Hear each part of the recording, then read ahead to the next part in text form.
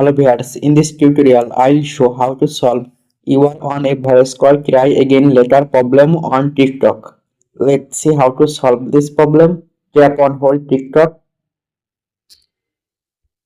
click on app info or I button,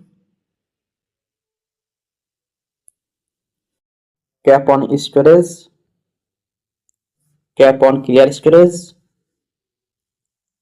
tap on delete. Go to Play Store,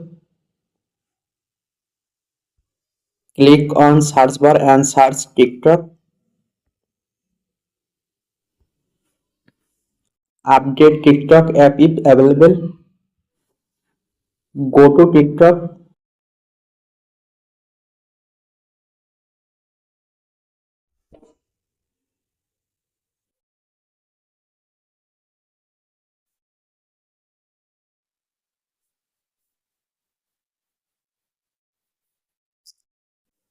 TikTok call problem solved. Thanks for watching. Don't forget to like and subscribe.